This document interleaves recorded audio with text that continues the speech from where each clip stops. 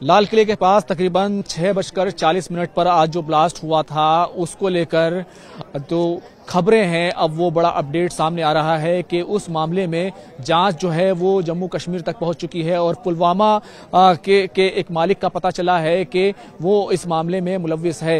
हालांकि इस मामले में शुरू में खबर ये आई थी कि i20 नाम की जिस कार का में ब्लास्ट हुआ था वो नदीम खान नाम के एक व्यक्ति के नाम पर रजिस्टर्ड है, लेकिन उसके बाद सलमान नाम के एक व्यक्ति को हिरासत में लिया गया और उससे जो है पूछताछ की गई। उसके बाद ये मामला जो है देवेंद्र तक पहुंचा, देवेंद्र से अंबाला तक और अंबाला से अब ये मामला जम्मू कश्मीर के पुलवामा तक पहुंच चुका है।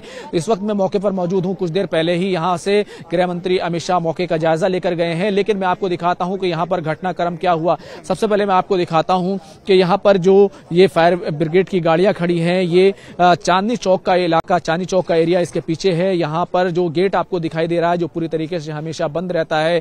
आमतौर से इस रोड पर बहुत ज्यादा ट्रैफिक रहता है, जाम रहता है। ई रिक्शा यहां पर खड़े रहते हैं, आम रिक्शा भी यहां पर खड़े रहते हैं।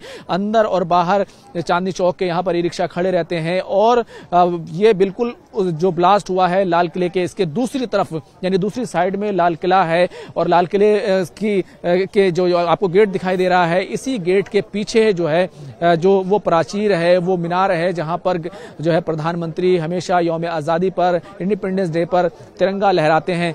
इसी गेट से आगे जब थोड़ा सा आप आगे बढ़ेंगे जहां आपको ट्रैफिक साइन दिखाई दे रहे हैं, उस ट्रैफिक साइन से बिल्कुल थोड़ा सा आगे बढ़ते ही वहां पर मेट्रो स्टेशन है और उस मेट्रो स्टेशन पर जहां पर आपको गाड़ियां जलती हुई दिखाई दे रही हैं, वो गाड़ियां जो है वहीं पर ब्लास्ट हुआ और इतना तेज ब्लास्ट हुआ 6:40 पर कि उसमें फौरन ही तकरीबन 8 लोगों की तुरंत ही जो है मौके पर मौत हो गई थी। और इतना ज्यादा तेज ब्लास्ट था कि यहाँ पर जो स्ट्रीट लाइट लगी हुई है उनसे ऊंची लपटें जो है उठती हुई देखी गई और उस कार का एक टुकड़ा जो है अभी भी यहाँ पर मौके पर पड़ा हुआ है। आप देख सकते हैं कि ये जो कार का टुकड़ा है पूरी तरीके से जल चुका है। चश्मदीदों से हमने बात की है कि इतना ब्लास्ट इतना तेज था कि उसमें तमाम जो मौके पर मरने वाले थे उनके बॉडी पार्ट्स जो है वो मौके पर ही पड़े हुए थे। और उसके बाद यहाँ पर 10 मिनट के अंदर जो है वो फौरन ही एम्बुलेंस यहाँ पर आई, पुलिस की गाड़ियां यहाँ पर आई और उसके बाद जो जांच टीमें हैं वो यहाँ पर मौके पर उनके पहुंचने का सिलसिला जो है वो शुरू हो गया। इस दुखद हादसे में अब तक 11 लोगों की मौत की पुष्टि जो है वो हो चुकी है। तमाम एजेंसियां जांच कर रही हैं। तकरीबन 1.5 घंटे पहले इस जांच जो NSG, NIA और दिल्ली पुलिस की जो एंटी टेररिज्म ब्रांच है, स्क्वाड है, वो इस पूरे मामले में जांच कर रही थी। अब उसमें जो UP ATS है उसकी भी एंट्री हो चुकी है और UP ATS भी मौके पर पहुंची और उसने यहाँ पर जांच में जो है शामिल हो गई। गृह मंत्री अमित शाह ने जब वो LNJP अस्पताल गए थे उन्होंने वहां पर कहा था कि तमाम जो एजेंसियां हैं वो यहाँ पर इस पूरे मसले पर जांच कर रही हैं। तो कुल मिलाकर जांच जारी है। जांच का जो दायरा है वो नदीम, सलमान और उसके बाद अंबाला और अंबाला से जम्मू कश्मीर तक पहुंच गया है। और आपको इस बात को खास तौर से नजर में रखना चाहिए, आज ही जम्मू कश्मीर पुलिस और हरियाणा पुलिस की तरफ से एक एंटी टेरर मॉड्यूल, एक एंटी जो आतंकी मॉड्यूल है उसको जो है उसका इंकशाफ किया गया था, उसका भंडाफोड़ किया गया था और मौके से 2 डॉक्टर गिरफ्तार किए गए थे, डॉक्टर मुजम्मिल और डॉक्टर आदिल। इन दोनों के पास से बड़ी संख्या में हथियार बरामद हुए और उन हथियारों में सबसे बड़ी बात यह थी कि न सिर्फ राइफल और ग्रेनेड जैसे हथियार बरामद हुए बल्कि IED और 350 किलो RDX बरामद हुआ था और साथ ही साथ जो टोटल IED बनाने का जो विस्फोटक सामग्री बनाने का जो सामान था वो तकरीबन 2900 किलो, यानी कि पुलवामा हमले में जिस तरीके से RDX का इस्तेमाल किया गया था, IED का इस्तेमाल किया गया था, उससे ज्यादा जो है यहाँ पर जो है पकड़ा गया था। और शाम होते होते ये घटना जो है उसको अंजाम दिया गया। अब एक बयान जो है दिल्ली पुलिस की तरफ से आया है कि जैसे ही उस टेरर मॉड्यूल को पकड़ा गया था और उसमें लश्कर तैयबा, अंसार गज़वे हिंद का नाम जो है इस तरह के संगठनों का नाम आया था, अब उस हड़बड़ी में इस पूरी घटना को, इस विस्फोट को अंजाम दिया गया है।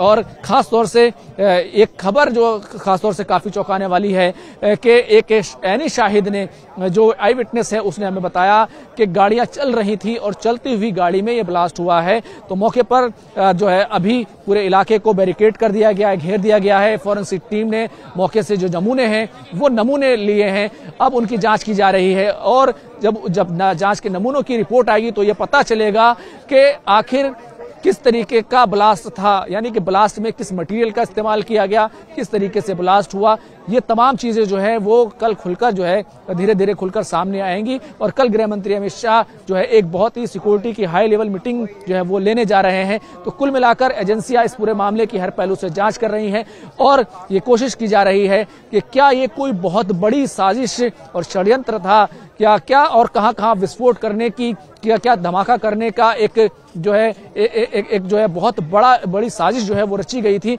उन तमाम चीजों से, तमाम एंगल से इस पूरे मामले की जांच की जा रही है। अभी तक दिल्ली पुलिस की तरफ से या कि सुरक्षा एजेंसी की तरफ से वाज़ेह तौर पर कोई बयान नहीं दिया गया है, लेकिन ये हर एंगल से जो है इस पूरे मामले में जांच की जा रही है। कई तरह की बातें जरूर सामने आ रही हैं, लेकिन अभी तक किसी कहानी की पुष्टि जो है वो अभी तक नहीं हुई है, इसलिए हम वो कहानी बयान नहीं कर रहे हैं। मौके पर हालात ये हैं कि पूरा इलाका जो है, यहाँ पर मीडिया के लोग मौजूद हैं, यहाँ पर आई विटनेसेस मौजूद हैं और इलाके के लोग जो है बहुत कम तादाद में मौजूद हैं। और अब इस जांच का दायरा जो है कहना चाहिए क्योंकि बढ़ गया है, क्योंकि यूपीएटीएस की एंट्री यहाँ हो गई है, एनआईए की एंट्री है, एनएसजी की एंट्री है और दिल्ली पुलिस की जो है एंट्री है। तो कुल मिलाकर जांच जो है अब आगे बढ़ रही है और उसमें जो कुछ निकलकर सामने आएगा उसमें कोशिश की जाएगी जो भी इस बम धमाके के, इस आतंकी, इस दहशतगर्दाना हमले के गुनाहगार हैं उनको कैफरे किरदार तक पहुंचाया जाए। खबर जो खासतौर से काफी चौंकाने वाली है कि एक एनी शाहिद ने,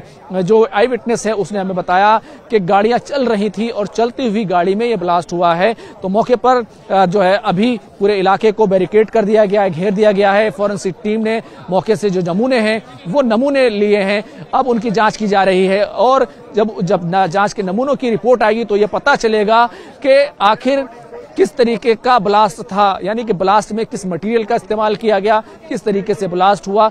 ये तमाम चीजें जो है वो कल खुलकर जो है धीरे धीरे खुलकर सामने आएंगी। और कल गृह मंत्री अमित शाह जो है एक बहुत ही सिक्योरिटी की हाई लेवल मीटिंग जो है वो लेने जा रहे हैं। तो कुल मिलाकर एजेंसियां इस पूरे मामले की हर पहलू से जांच कर रही हैं और ये कोशिश की जा रही है कि क्या ये कोई बहुत बड़ी साजिश और षड्यंत्र था, क्या और कहां विस्फोट करने की, क्या धमाका करने का एक जो है एक जो है बहुत बड़ी साजिश जो है वो रची गई थी।